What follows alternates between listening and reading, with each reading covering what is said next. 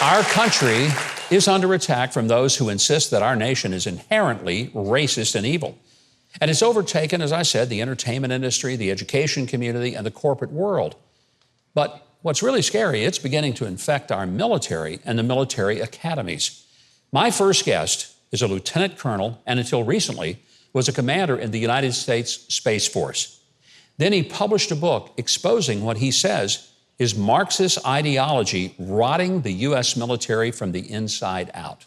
For that, he was relieved of duty late last month, but to his credit, it has not stopped him from talking and turning his book, Irresistible Revolution, into a bestseller. I want you to welcome to the show a true hero, Colonel Matthew Lohmeier.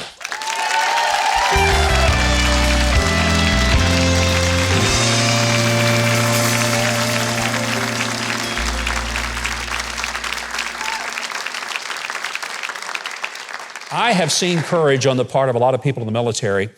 Often it's in relationship to war. But Colonel, you're fighting a war, and you are, to me, a genuine American hero for having the courage to say, hold it.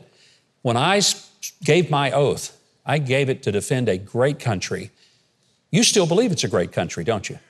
100% it's a great country. And I think that most of the people today serving in uniform believe that it's a great country. When you wrote this book, it's now a bestseller. That must make some people really unhappy. Irresistible Revolution. You talk about how Marxism is creeping into our military. How's that happening? You know, the military and the military service members are largely a reflection of broader American society.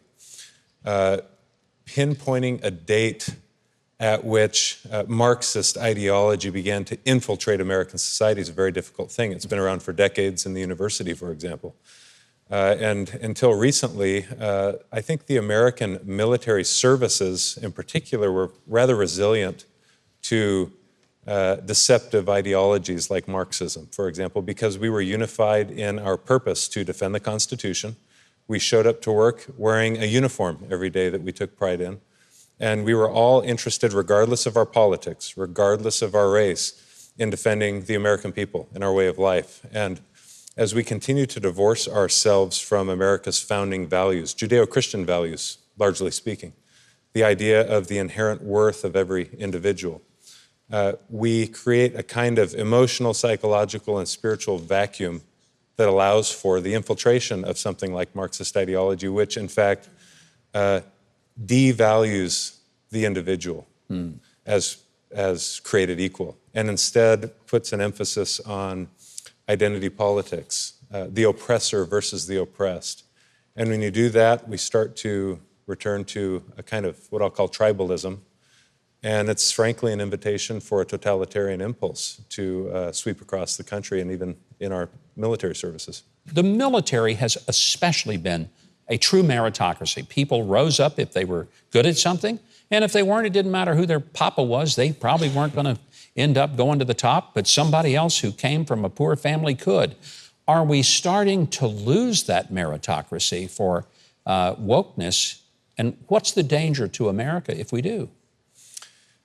You know, I think that there's a lot of service members from the bottom of the ranks all the way to the top that are very interested in retaining a meritocracy. Yeah. We understand that that's fundamental to our lethality as a United States military. Unfortunately, I think perhaps sometimes I think that people are unwittingly buying into the rhetoric that is Marxist that I've seen in something, for instance, that the American people are starting to become much more familiar with called critical race theory. Critical race theory is a grandchild of the critical school of thought, or critical theory. It's been around for nearly 100 years, not critical race theory, but critical theory. It was created by Marxists with a specific intention, and the intention was to divide people and divorce them from their fundamental Western tradition. Because Americans writ large were not interested in buying into Marx's economic stratification of society, the bourgeoisie versus the proletariat, for example. And so how do you fix that problem that the West isn't interested in buying into your storyline? You need to divorce them from Christianity from the nuclear family. You need to divorce them from I mean, we already talked about it, but the belief that individuals matter a great deal. And so I think that my hope was, and in writing the book, if you can start to educate people about these issues, they might even, in fact, change their mind that some of the, there are organizations, social justice organizations, for example, that have become quite popular.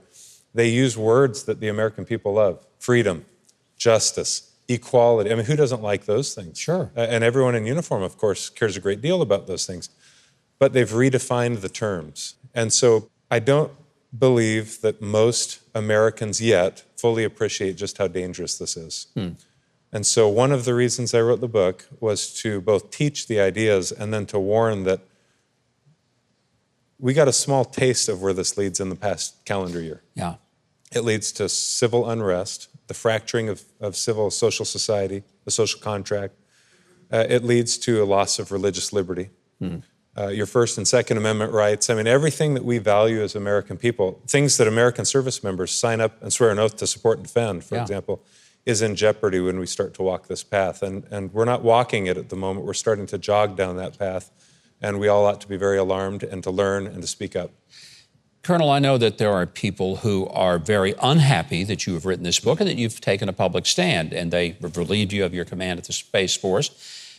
But I also want to believe that while there are some folks upset at you, I want to believe that there are a lot of people, your friends and fellow military members, who are deeply grateful. And maybe they're not saying it publicly yet. I hope they will. But they're saying, Matt, thank you. Thank you for being out there. Is that happening?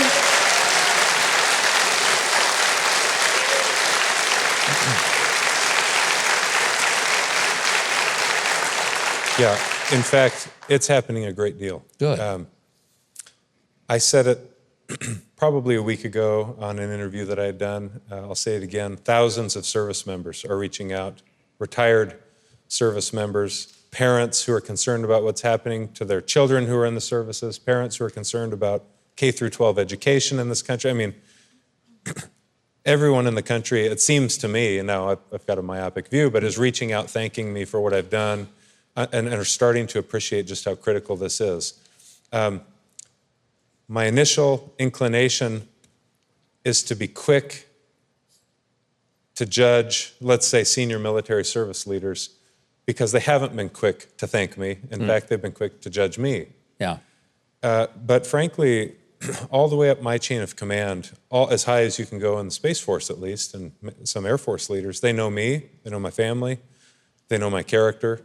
And I'm most surprised at how quick they were to judge me. And I think, frankly, it's the climate of fear that we've created for ourselves, this need to somehow hold me accountable for writing something about Marxist ideology, for which, you know, we spent a great deal of treasures and blood and iron in the past half century fighting against the containment of this very thing. And now I'm somehow an enemy for writing about it. I'm willing to give them the benefit of the doubt to say, I believe that once they become well aware of the issues I've written about, I hope that they too will be concerned, that they will thank me, whether it's sooner or later. I think either way, the words in the book will be justified and vindicated. Let me say on behalf of millions of Americans, thank you, Colonel. Thank you for having the courage to stand and speak for so many of us. Colonel Matthew Lohmeier. So grateful to have him here. I want you to know you can buy Matt's book, and you should. You can get it at MatthewLohmeier.com. Also, keep up with him on social media. He's out there for the rest of us.